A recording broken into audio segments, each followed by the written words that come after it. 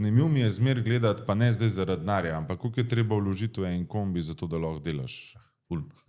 Koliko je recimo, če rečeva, ne vem, kombi z orodjem, pa da ti 2 not sedita, pa brez plač, koliko je vrednost enega kombija v povprečju? Po moje kombi pride, kaj se menih 25-28 tisoč evrov je kombi, Je sam kombi, ja. Po moje kombi.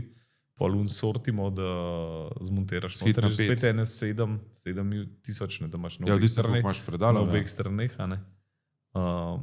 Pa tega, 140. pa tega urodja je pa po moje teh ročnih mašinc, pa vseh štemarc, pa to je pa tam za 10 tisoč evrov sigurno.